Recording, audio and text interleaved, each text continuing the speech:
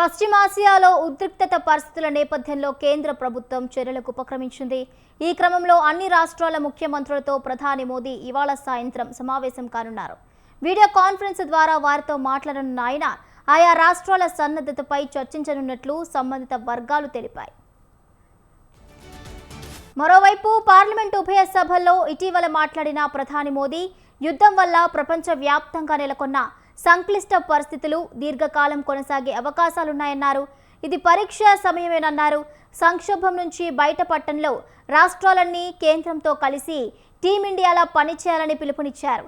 ఎలాంటి పరిస్థితినైనా ఎదుర్కొనేందుకు ప్రజలు సిద్ధమై ఉండాలని కోరారు. ఇక ఈ క్రమంలోనే అన్ని రాష్ట్రాల ముఖ్యమంత్రులతో సమావేశం కావడం ప్రాధాన్యత సంతరించుకుంది. ఇదే అంశానికి సంబంధించిన పూర్తి డీటెయిల్స్ మా ప్రతినిధి సవీన్ అందిస్తారు.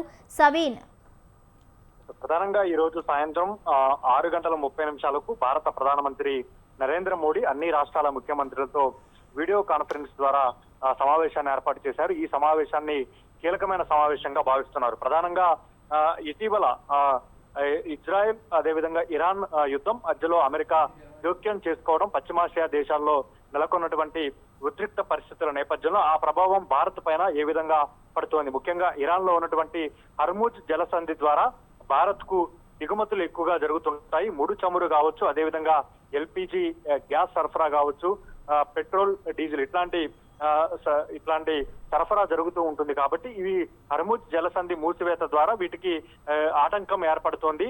ముఖ్యంగా భారత్ లో ముడి చమురు తగ్గుతోంది, అదేవిధంగా ఎల్పిజి గ్యాస్ సప్లై తగ్గిపోయింది, అదేవిధంగా పెట్రోల్, డీజిల్ కొరత ఏర్పడుతోందంటూ పెద్ద ఎత్తున ప్రచారం జరుగుతోంది. ఇటీవల తెలంగాణలోనూ అదే పరిస్థితి చోటు చేసుకుంది.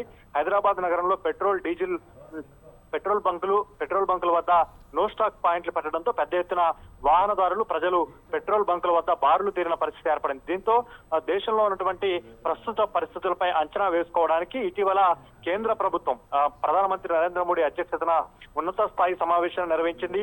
ఆ తర్వాత పార్లమెంట్ సెంట్రల్ హాల్లో అఖిలపక్ష సమావేశాన్ని నిర్వహించారు. ఈ రోజు దేశంలో ఉన్నటువంటి అన్ని రాష్ట్రాల ముఖ్యమంత్రులతో ప్రధానమంత్రి నరేంద్ర మోడీ వీడియో కాన్ఫరెన్స్ నిర్వహించబోతున్నారు. ప్రస్తుతం ఉన్నటువంటి పరిస్థితులపై అంచనా వేయబోతున్నారు. ఇప్పటికే 5 రాష్ట్రాల్లో అసెంబ్లీ ఎన్నికలు జరగబోతున్నాయి. దీనికి సంబంధించిన షెడ్యూల్ కూడా విడుదలైన నేపథ్యంలో ప్రధానంగా ఆయా రాష్ట్రాల్లో ఎట్లాంటి పరిస్థితి ఉంది, దేశంలో మిగతా ప్రాంతాల్లో ఏ విధమైన పరిస్థితి ఉంది అనే దానిపైన ప్రధానమంత్రి నరేంద్ర మోడీ ఆయా రాష్ట్రాల ముఖ్యమంత్రులను అడిగి తెలుసుకోబోతున్నారు. పశ్చిమాసియా దేశాల్లో ఇంకా ఉద్రిక్త పరిస్థితులు అదే విధంగా కొనసాగుతున్నాయి. తాజాగా అమెరికా అధ్యక్షుడు డొనాల్డ్ ట్రంప్ మొత్తం 15 పాయింట్ల ప్రణాళికను ప్రకటించారు. దీన్ని ఇరాన్ నిర్ద్వందంగా తోసిపుచ్చింది, తిరస్కరించింది. దీంతో ఇరాన్, అమెరికా మధ్య, అదేవిధంగా ఇజ్రాయెల్ మధ్య దాడులు, ఇరాన్ పై ఇజ్రాయెల్, అమెరికా సంయుక్తంగా దాడులు కొనసాగిస్తున్న నేపథ్యంలో ఉద్రిక్త పరిస్థితులు అదే విధంగా కొనసాగుతున్నాయి. మరోవైపు ఈ యుద్ధం ఇప్పుడు ప్రపంచ దేశాలను కూడా అతలాకుతలం చేస్తున్న పరిస్థితి కనపడుతుంది. మరోవైపు అదేవిధంగా అరబ్ కంట్రీస్ పైన కూడా Iran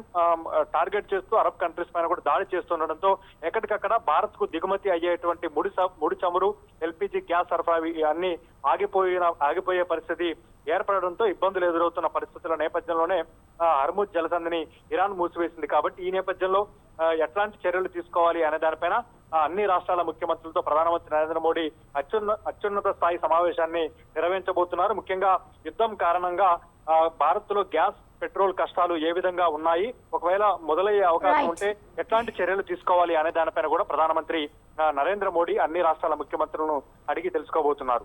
right, thank you Savin, thank you for the updates.